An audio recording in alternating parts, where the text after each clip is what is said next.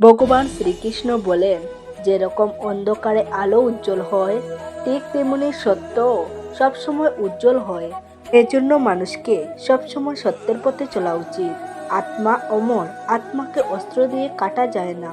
অগ্নি তাকে জ্বালাতে পারে না, জল তাকে ভেজাতে পারে না, এমনকি বায়ু তাকে শুকনো করতেও পারবে না। মৃত্যু একটি অপরিবর্তনীয় সত্য, যা কখনো বদলানো যায় না। পৃথিবীর জন্মের পর থেকে জন্ম মৃত্যুর চক্র চলছে। যেরকম মানুষ তার পুরানো বস্ত্রকে ত্যাগ করে নতুন বস্ত্র পরিধান করে, ঠিক সেরকমই আত্মা নিজের পুরনো শরীর ত্যাগ করে নতুন শরীর ধারণ করে। এটাই প্রকৃতির নিয়ম। এই সত্য স্বীকার করে ভয়মুক্ত হয়ে জীবনযাপন করা উচিত। জ্ঞানী ব্যক্তি মৃত্যুর সুখ করেন না, কারণ তিনি জানেন যে মারা গেছে সে আবার জন্মগ্রহণ করবে, আর যে বেঁচে আছে সে একদিন অবশ্যই মারা যাবে। কর্মই সব থেকে বড় ধর্ম। ভগবান শ্রীকৃষ্ণ গীতায় অর্জুনকে উপদেশ দিয়ে বললেন, মানুষ কর্ম করার জন্যই জন্মগ্রহণ করেছে, আর কর্ম না করে কেউ থাকতে পারবে না। মানুষকে পরিণামের চিন্তা না করে নিজের কর্তব্য পালন করা উচিত। সবসময় ভালো কর্ম করা উচিত, কারণ কর্ম এমন একটি ফসল যা মানুষকে কোনো না কোনো দিন কাটতেই হবে। যা হয়ে গেছে তা ভালোর জন্যই হয়েছে, যা হচ্ছে তা ভালোর জন্যই হচ্ছে, যা হবে তা ভালোর জন্যই হবে। তুমি অতীতের অনুশোচনা করো না এবং ভবিষ্যতের চিন্তা করো না। বর্তমান চলছে। তোমার কি হারিয়েছে যে তুমি কাঁদছো? তুমি কি এনেছিলে যা হারিয়ে গেছে? তুমি কি সৃষ্টি করেছো যা নষ্ট হয়ে গেছে? না তুমি কিছু সঙ্গে করে এনেছো, না তুমি কিছু সঙ্গে করে নিয়ে যেতে পারবে। তুমি খালি হাতেই হেসেছো, খালি হাতেই যাবে। যা আজ তোমার আছে তা কালকে অন্য কারুর ছিল, পরশু অন্য কারুর হয়ে যাবে। তুমি যেটা নিজের ভেবে মগ্ন হয়ে আছো, এই প্রসন্নতায় তোমার দুঃখের কারণ হবে। পরিবর্তনই সংসারের নিয়ম। যাকে তুমি মৃত্যু ভাবছো সেটাই আসল জীবন।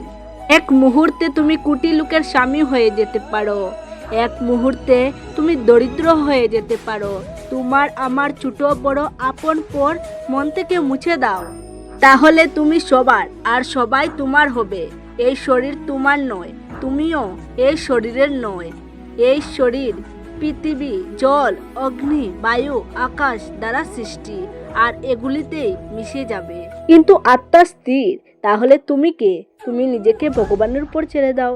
তোমার জন্য এটাই সর্বোত্তম উপায় যে ওনার সমর্থন পেয়ে যায়। সে ভয়, চিন্তা এবং সুখ থেকে দূর আর মুক্ত হয়ে যায়। শ্রীকৃষ্ণ বলেন, আমি সবের শুরু, আর আমি শুরু হওয়ার আগেও ছিলাম, আর সব শেষ হওয়ার পরেও থাকবো। সবই আমার মধ্যে, আর আমি সবার মধ্যে। এই পৃথিবী, চন্দ্রমা, সূর্য, মাটি, বায়ু, জল সবই আমি বানিয়েছি। আমি ভগবান, শয়তান, রাক্ষস, অসুর এবং মানুষ বানিয়েছি। আমি ব্রহ্মা, আমি বিষ্ণু, আমি মহেশ্বর।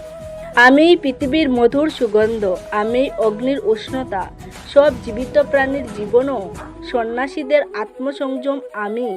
আমি সবার পালন করি, আর আমি সবার বিনাশ করি। আমি পৃথিবীর সমস্ত প্রাণীদেরই জানি, কিন্তু বাস্তবে আমাকে কেউ জানে না। যখন যখন এই পৃথিবীতে পাপ ও অধর্ম বাড়বে, তখন তখন আমি তা ধ্বংস করতে পৃথিবীতে অবতরণ করব। ক্রোধ মানুষকে নরকের পথে নিয়ে যাওয়ার দরজা। ক্রোধের ফলে মানুষের মন অশান্ত হয়ে পড়ে। সে আবেগের বশে অনেকবার নিজের ক্ষতি করে ফেলে। ভগবান শ্রীকৃষ্ণ বলেন, মানুষকে রাগ থেকে দূরে থাকা উচিত। যতই রাগ হোক না কেন, নিজেকে শান্ত করার চেষ্টা করতে হবে।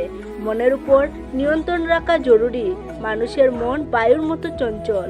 মন মানুষকে কাম ভাবনার উপরে নিয়ে যায়। যদি জীবনের সফলতা অর্জন করতে চাও, তাহলে মনকে নিয়ন্ত্রণ করা প্রয়োজনীয়। মনকে বসে আনার ফলে মাথার শক্তি কেন্দ্রীভূত হয়, যার ফলে কর্মে সফলতা পাওয়া যায়। গীতা অনুসারে, যে মনের উপর নিয়ন্ত্রণ পেয়ে গেছে, সে মনে উৎপন্ন বেকার চিন্তা ভাবনা থেকে দূরে থাকে। তাতেই কোনো ব্যক্তি নিজের লক্ষ্যকে সহজেই পেয়ে যেতে পারে। যদি মনকে নিজের বশে না আনতে পারো, তাহলে সেই তোমার সবথেকে বড় শত্রু হয়ে দাঁড়াবে। সবসময় সন্দেহ করা ব্যক্তি কখনো শান্তি প্রাপ্ত করতে পারে না। তাই সন্দেহ করা থেকে দূরে থাকুন। অধিক সন্দেহ করার ফলে মনের শান্তি ভঙ্গ হয়ে যায়, আর ব্যক্তি ভ্রমিত হয়ে নিজের সম্পর্কগুলোকে নষ্ট করে দেয়। শরীরের সুন্দরতা মনকে আকর্ষিত করে, কিন্তু স্বভাবের সুন্দরতা হৃদয়কে আকর্ষিত করে। তাই মানুষের স্বভাব সবসময় নির্মল হওয়া উচিত। কে কি করছে, কেন করছে, কিভাবে করছে, এসব থেকে আপনি যত দূরে থাকবেন ততই খুশি থাকবেন। জীবনে আমরা কতটা ঠিক এবং কতটা ভুল তা শুধুমাত্র দুজনেই জানে, এক পরমাত্মা এবং দুই আমাদের অন্তরাত্মা। ভগবান শ্রীকৃষ্ণ বলেন যে মানুষের মধ্যে জ্ঞানের অভাব ও ভগবানের প্রতি শ্রদ্ধা থাকে না, সে মানুষ কখনোই জীবনে আনন্দ এবং সফলতা প্রাপ্ত করতে পারবে না। মায়া বিনাশের কারণ। মানুষের দুঃখের প্রধান কারণ মায়া। যে যত বেশি মায়া করবে সে তত বেশি কষ্ট ভোগ করবে। শ্রীকৃষ্ণ বলেন যে তোমার পাশে থাকে তুমি তার পাশে থাকো, যে তোমার সাথে প্রতারণা করেছে তুমি তাকে ছেড়ে দাও। যেখানে আপনার সম্মান নেই সেখানে যাওয়া উচিত নয়, অন্যথায় লোকেরা আপনাকে বোকা এবং দুর্বল মনে করবে। যেখানে বৃষ্টি হয় না সেখানে ফসল নষ্ট হয়ে যায়, আর যেখানে সংস্কার নেই সেখানে বংশও নষ্ট হয়ে যায়।